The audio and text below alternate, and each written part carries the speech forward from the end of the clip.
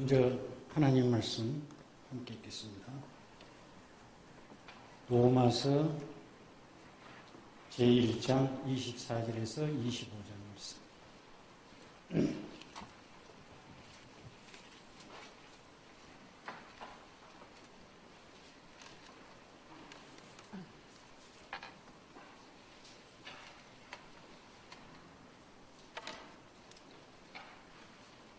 함께 읽겠습니다. 그러므로 하나님께서 그들의 마음을 정욕대로 더러움에 내버려 두사 그들의 몸을 서로 욕되게 하게 하셨으니 이는 그들이 하나님의 진리를 거짓 것으로 바꾸어 피조물을 조물주보다 더 경배하고 섬기니라. 주는 곧 영원히 찬송할 이시로다. 아멘.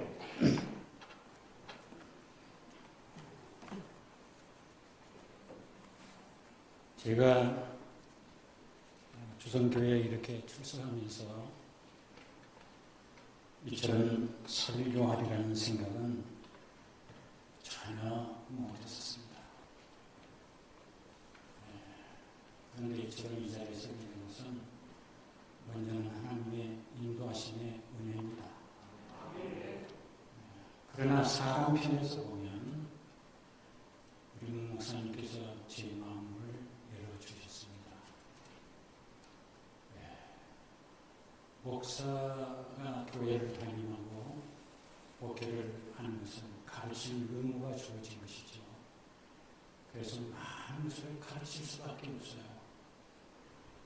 그러나 저도 목회를 했었지만 가르치는 그 말씀을 생활에 적용해서 내가 실생활에서 그 열매를 내주면서 산다는 것은 참으로 어려운 것입니다. 그런데 우리 목사님을 은퇴한 이후에 지켜보니까 참으로 남다른 어느 분보다도 앞장서서 가르치는 말씀을 실천하시면서 사는 그 모습에서 제 마음이 이렇습니다.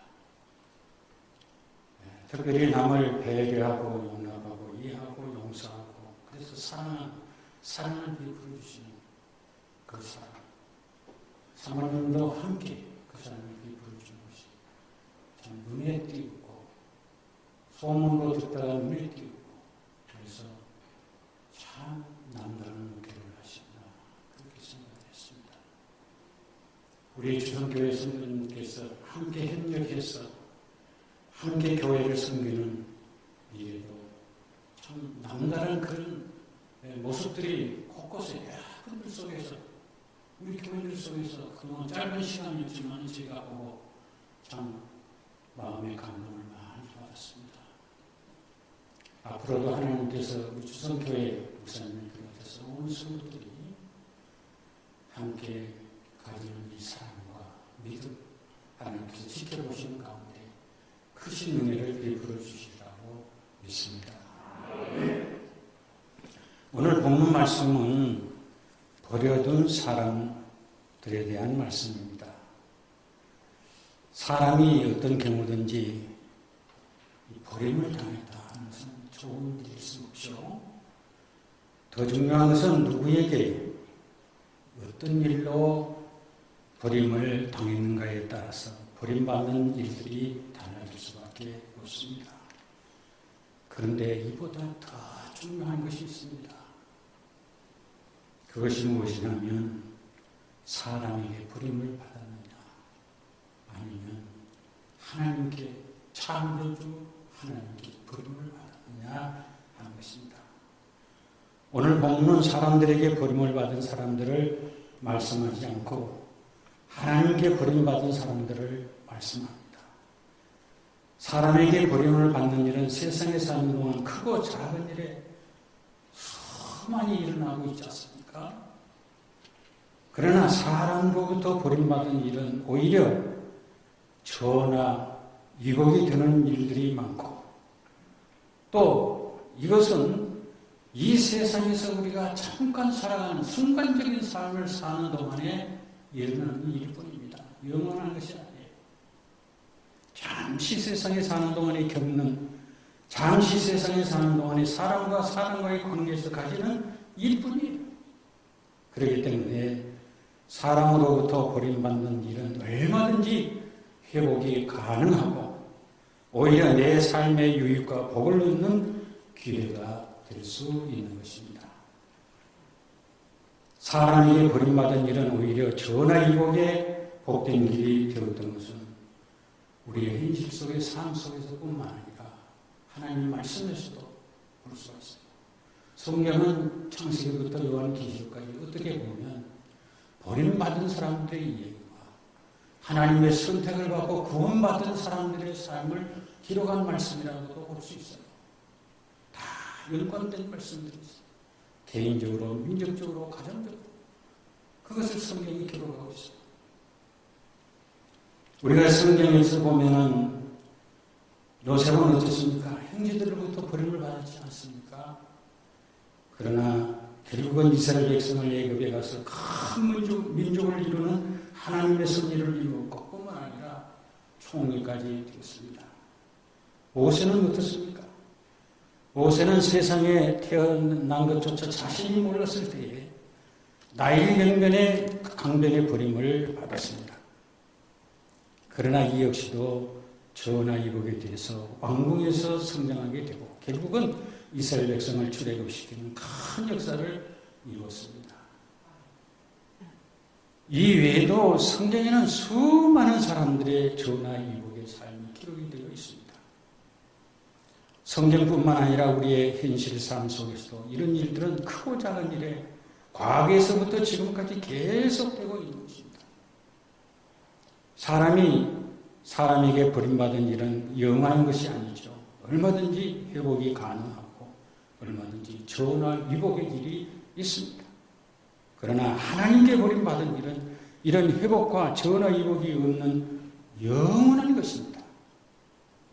이것을 우리가 기억해야 합니다. 이런 말을 예수님을 믿지 않는 사람들에게 말한다면 어떤 반응을 보이겠습니까? 별소리를 다 한다고 그냥 무시하고 말 것입니다. 당연한 반응이죠. 왜 그렇습니까? 저들에게는 영혼이 없기 때문입니다. 그저 이 세상에 사는 동안에 어떻게 하든지 눈에 보이는 만족을 얻는 것이 목적이기 때문이에요. 그래서 이 세상 사는 동안에 즐기는 것이 목적이요 자랑거리를 가지고자 하는 것이 목적이지 영혼에는 전혀 관심이 없습니다. 바로 이 삶 때문에 하나님께 버림을 받는 것에 대한 관심도 없는 것입니다. 사람은 자신의 삶을 끝까지 자신이 책임지는 것이지 누가 책임질 수가 없어요. 여러분 아무리 부모가 자식을 사랑해도 그 사람을 어떻게 책임집니까? 책임질 수가 없어요. 자식이 부모를 그렇게 사랑해도 자식이 부모의 삶을 책임질 수가 없어요. 내 삶은 내가 심은 대로 거두는 것입니다. 그저 이 세상 것만을 위해서 살고 이 세상 것으로 끝나는 것이고 이 세상 것만을 위해서 살면 이 세상 것으로 끝나는 것이고 영원을 준비하면 영원에 이르게 됩니다. 그러므로 갈라디아서 6장 8절에서 자기 육체를 위하여 심는 자는 육체로부터 썩어진 것을 거두고 성령을 위하여 심는 자는 성령으로부터 영생을 거두리라 했습니다. 자기 육체를 위하여 심는 자는 육체로 끝나는 거예요. 이것이 버림받은 자의 삶이에요. 그런데 이 육체를 위하여 심는 자들이 어떻게 산다고 오늘 본문에서 말씀합니까? 본문 24절 보면 그러므로 하나님께서 그들을 마음의 정욕대로 더러움에 버려두사 내어 버려두사 그들의 몸을 서로 욕되게 하셨다 했어요. 하나님께서 버려둔 사람들이 어떤 사람들인가? 여기 본문 24절 외에도 뒤에 26절과 28절에서도 볼 수 있습니다. 26절 보면 하나님께서 그들을 부끄러운 욕심에 내버려 두셨다 했고 28절 보면 마음에 하나님 두기를 싫어하며 하나님께서 그들을 그 성실한 마음대로 내버려 두셨다 했어요. 먼저 본문 24절에서 하나님께서 버려둔 사람들에 대한 버려둔 사람들이 어떤 사람들인가를 말씀합니다. 여기 24절 보면 하나님께서 어떤 사람들을 내버려 두셨는가 하면 마음의 정욕대로 더러움에 내버려 두셨다 했어요. 여기서 중요한 말은 마음의 정욕이라는 말입니다. 마음의 정욕. 이 마음의 정욕이라는 원문을 보니까 모든 악한 욕망으로 되어 있습니다. 모든 우리 사람의 악한 욕망이 바로 이 정욕이라는 거예요. 사람 마음이 이 정욕에 사로잡히면 죄가 죄인 줄을 모르고 부끄러운 것이 부끄러운 줄을 모르고 더러운 것이 더러운 것을 모르는 것입니다. 그러므로 그들을 마음의 정욕대로 더러움에 내버리셨다 했어요. 사람이 마음의 정욕에 사로잡혀 살면 양심의 가책, 양심의 소리를 전혀 들을 수가 없는 것입니다. 짐승이 아닌 사람이라면 그래도 양심이라도 있어야 되는데 세상에 보면 양심도 없이 사는 사람들이 얼마나 많습니까? 하나님께서 우리 사람을 창조하시고 짐승과 달리 이성적인 사고를 가지고 살게 하신 것은 양심의 소리를 듣고 살게 하신 거예요. 그래서 양심은 우리 사람의 마음에 새겨진 하나님의 말씀입니다. 선과 악을 자연히 분별하고 죄악이 어떤 것인 것을 자연히 분별하는 길은 바로 하나님께서 우리 사람에게 주신 선한 양심의 소리를 듣고 살면 됩니다. 그러므로 선한 양심의 소리를 듣고 사는 사람이라면 사람으로서는 해서는 안 될 일을 할 때 자연히 양심의 가책을 받도록 되어 있습니다. 이것이 양심의 음성, 양심의 소리를 듣는 거예요. 그런데 모든 욕망에 사로잡혀 살면 양심의 소리를 듣지를 못합니다. 선한 양심이 조금이라도 살아남아서 양심의 가책이라도 느끼게 되면 즉시 무시해버리고 마는 것이 바로 마음의 정욕대로 사는 사람들이에요. 바로 이런 사람들이 버려진 사람들이에요. 우리가 생명의 복음을 전해서 구원받기를 원하는 사람들이라면 그 어떤 사람이든지 죄에 빠져 살아도 그래도 선한 양심의 소리를 조금이라도 듣는 사람이라 해야 돼요. 최소한 죄를 분별하는 마음이라도 있어야 합니다.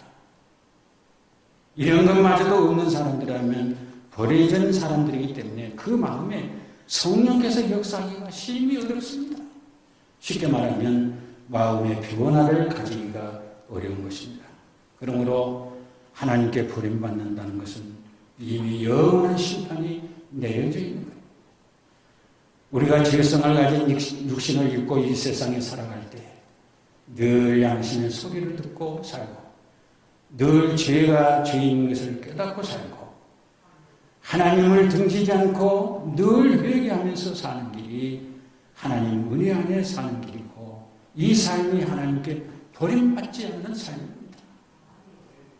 그래서 성 어거스틴은 하나님의 은혜가 아니면 죄도 범할 수 없다 했어요.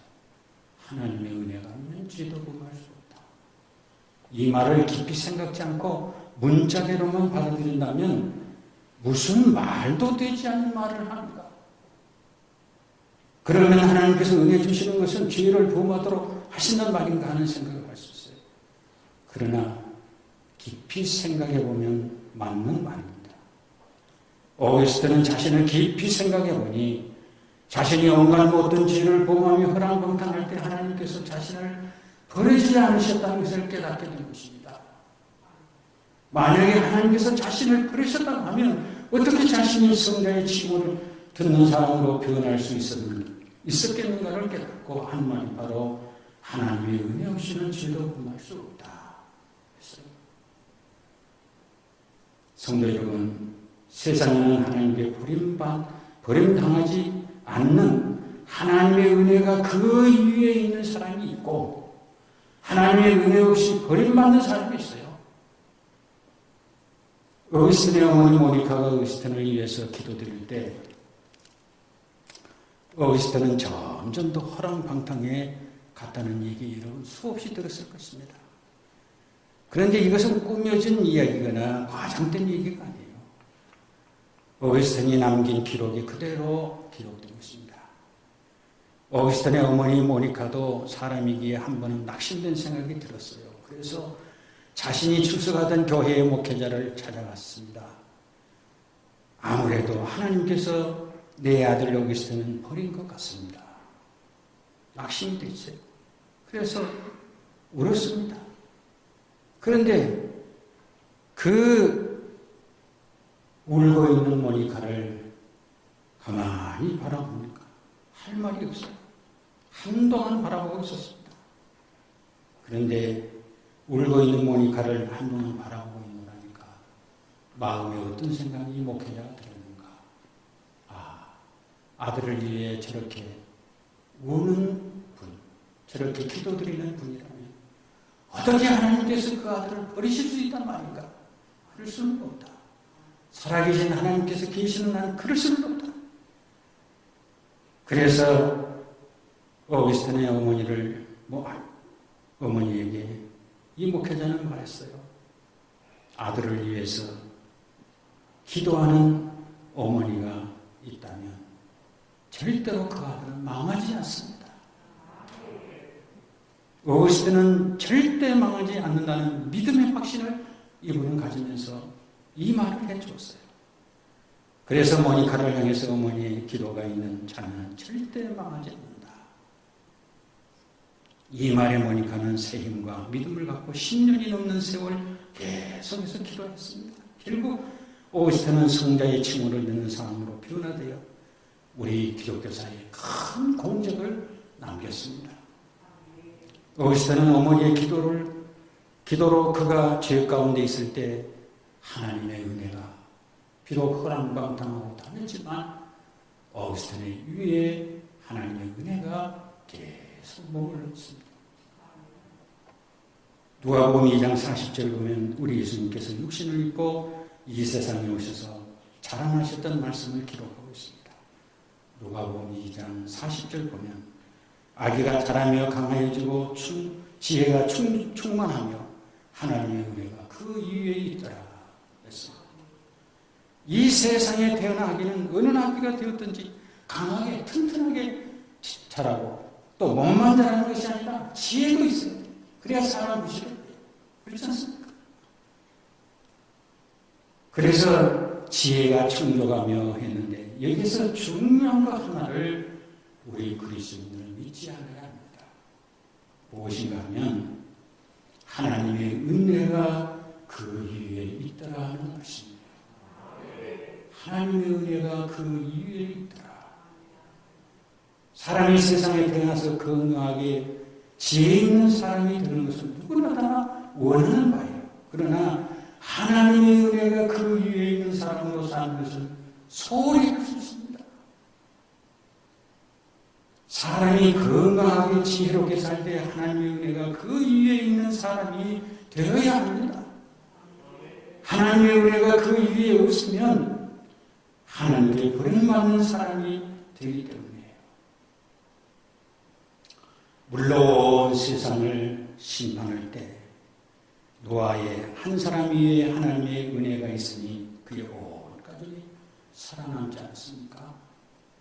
그래서 창세기 6장 8절에 보면 노아는 여호와께 은혜를 입었더라 했어요. 노아는 여호와께 은혜를 입었더라. 노아 한 사람께 은혜가 임하니 온 가족 위에 하나님의 은혜가 있었던 것처럼 오늘 우리의 가정도 교회도 민족도 하나님의 은혜가 위에 있어야 합니다. 하나님께 버림받지 않는 데는 하나님의 은혜가 그 위에 언제나 있어야 합니다. 믿습니까? 사람뿐만 아니라 교회도 마찬가지예요. 교회도 결국 가서 버림받지 않으려면 하나님의 심판의 대상이 되지 않으려면 하나님의 은혜가 그 위에 있는 교회가 되어야 합니다. 제가 서울 장로신학대학을 다닐 때 한 번은 교회 일로 너무 바빠서 순천에서 마지막 버스를 탔어요. 중부고속도로를 타서 서울 한강변을 이렇게 내려가고 있는데 그때 제 세상에 태어나서 처음으로 서울 거리를 밤을 이렇게 서울을 내다볼 수 있었어요. 한강변을 달리면서 서울을 이렇게 바라보니까 십자가 불빛이 별빛처럼, 여러분도 혹시 한번 보십시오. 얼마나 많은지. 그때 제 마음속에 문득 드는 생각이, 저 수많은 교회들, 저 교회 위에 하나님의 은혜가 다 있는 것은 아닐 것이다. 오히려 하나님의 심판의 대상이 된 교회들이 있을 것이다. 결국은 하나님의 심판을 받을 수밖에 없는 교회도 있을 것이다. 그런 생각이 들어요. 제 생각뿐만 아니라 분명히 있습니다. 그래서 교회의 선택이 아주 중요한 것입니다.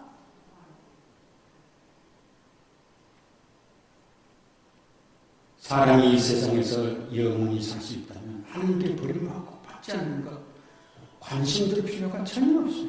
왜냐? 하나님의 은혜 없이도 영원을 누릴 수 있기 때문에. 구원의 은혜가 필요 없기 때문에. 그러나 사람은 누구도 하나님의 은혜 없이는 구원에 이를 수가 없어요. 하나님의 자녀 될 수 없어요. 영원에 이를 수가 없어요. 어떤 사람이든지 하나님의 은혜가 떠나고 버림받는 사람은 이 세상에 사는 동안 자유롭게 살고 육신의 온갖 것을 누리고 살아도 이미 그 사람은 버려진 사람이에요. 영원한 생명이 없습니다. 그래서 버려진다는 것이 무서운 것이에요. 제가 순천제일교회에서 82년 3월부터 부교육자로서 목회를 했습니다. 그런데 그때 당시에는 대부분 집에서 임종을 하고 장례를 치렀어요. 그러니까 제가 그거 갔을 때, 순천제일교회 갔을 때 많은 사람이 임종을 했고 또 입관을 많은 사람이 했어요. 그런데 임종을 하고 입관을 하면서 그 시신을 바라보고 있는 하면 제 마음에 어떤 생각이 드는가. 이분은 세상에 사는 동안 이런저런 일들 많이 겪으면서 살았겠지만 그래도 하나님의 은혜가 그 이후에 있는 삶을 사시다가 하나님의 나라에 갔구나. 그러면 마음의 위로가 되었습니다. 하나님의 은혜를 배반치 않으면 하나님의 은혜는 언제나 함께합니다. 예수님의 제자 가룟 유다를 우리 보십시다. 가룟 유다가 예수님의 제자라는 특별한 은혜를 입었지 않습니까? 그런데 그 은혜를 거부했어요. 예수님은 가룟 유다를 끝까지 사랑하시고 회개하셨어요. 심지어는 요한복음 13장 21절 이하를 보면 제자들을 향해서 너희 중 하나가 나를 팔리라 하셨을 때 제자들 서로가 의심을 합니다. 이때 예수님께서는 내가 떡 한 조각을 적셔다가 주는 자가 근이라 하고 가룟 유다를 끝까지 사랑하셨어요. 끝까지 사랑하셨어요. 그러나 가룟 유다는 끝까지 또 회개하지 않습니다.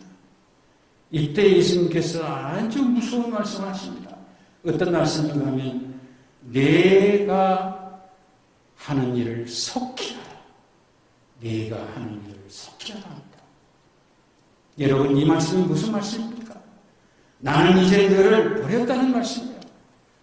그러므로 가룟 유다는 예수님의 말씀을 듣고 예수님을 떠나고 맙니다. 이후에 가룟 유다는 예수님을 떠나서 자신이 하고 싶은 대로 했어요. 그러나 그 삶이 어떤 삶이었습니까?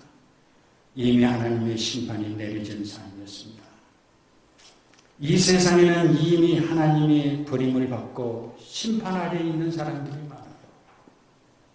이런 사람들은 양심의 소리마저도 듣지 못한 채 온갖 부끄러운 죄에 빠져 사는데 오늘 보면 24절 끝에 보면 그들의 몸을 서로 욕되게 했다 했어요. 여기서 이 몸을 욕되게 한 죄는 어떤 죄였는가를 25절에서 말합니다. 25절 보면 이는 그들이 하나님의 진리를 것으로 바꾸어 피조물을 조물주보다 더 경배하고 섬깁니다. 주는 곧 영원히 찬송하시로다. 아멘 했어요. 이 로마서가 쓰여질 당시에는 어떤 죄보다도 피조물을 조물주보다 더 경배하는 우상숭배죄가 아주 크게 달했습니다. 그런데 이 우상숭배죄가 오늘 우리가 보는 우상숭배는 아니고 이때는 아주 성적 범죄가 함께했던 우상숭배였습니다. 이때의 우상숭배는 성적 타락이 함께했기 때문에 여기에 빠져드는 사람들이 너무 많습니다. 바울 사도는 이 죄를 지적한 것입니다. 사람이 정욕에만 이끌려 살면 온갖 세상 죄악에 빠져서 살 수밖에 없어요. 바울 사도는 이 죄를 지적하면서 주는 곧 영원히 찬송함이 시다 했습니다. 마땅히 하나님을 경외하고 하나님을 찬송해야 될 사람이 하나님을 경외치 아니하면 버림받게 된다 하는 것입니다. 양심의 소리도 듣지 못하고 회개하고 돌아서지도 않으면 하나님의 은혜가 그 위에 있을 수가 없어요. 나 위에 있을 수가 없어요. 오늘 우리는 다 마음의 정욕대로 살 수밖에 없었던 죄인입니다. 우리는 다 하나님께 버림을 받을 수밖에 없었던 죄인이에요. 이런 우리가 어떻게 하나님을 경외하고 찬송하면서 살게 되었습니까? 이 길은 오직 우리를 구원하시려고 이 세상에 오셔서 십자가를 지신 우리 주님의 은혜입니다. 바울 사도가 이 로마서를 시작하고 이 버림받은 죄부터 기록하는 것은 우리 주님의 속죄의 은혜를 바로 가르치고 깨닫도록 하기 위해서였어요. 영원히 버림받아 마땅한 나를 구원하시려고 이 세상에 오셔서 십자가를 지신 주님의 그 십자가를 우리는 늘 바라보는 가운데 우리 자신을 늘 가다듬고 주님의 십자가를 굳게 붙잡고 사십시다. 이 길이 바로 하나님의 은혜가 우리 위에 있는, 나에게 있는, 우리 가정에 있는, 우리 교회에 있는 하나님께 버림받지 않는 은혜의 길이 되리라고 분명히 있습니다. 아멘. 기도드리겠습니다. 하나님 아버지, 하나님의 은혜로 저희들을 하나님의 자녀 삼으시고 은혜로 늘 인도하신 감사합니다. 저희들이 이 세상에 사는 동안 어떤 행편이 이르든지 하나님 은혜가 나 위에 있음을 믿고 이 믿음 가운데 살게 하여 주시옵소서. 특별히 주성교회를 세우시고 뜨거운 구령의 열정으로 문 목사님을 통하여 사역하게 하시니 감사합니다. 늘 은혜 위에 은혜를 더하여 주셔서 주신 사명 잘 감당하여 하나님께 오직 영광만을 돌리게 하여 주시옵소서. 함께 주의 일에 협력하며 수고하는 모든 성도들에게도 은혜를 더하여 주셔서 맡겨진 사명 함께 힘있게 감당하게 하여 주시옵소서. 예수님의 이름으로 기도드리옵나이다. 아멘. 축도하겠습니다. 주 예수 그리스도의 은혜와 하나님 아버지의 극진하신 사랑과 성령의 교통하심이 주성교회 모든 믿음의 식구들과 그 가정과 자녀, 이 나라의 민족 위에 영원토록 함께 하옵기를 간절히 축원하옵나이다. 아멘.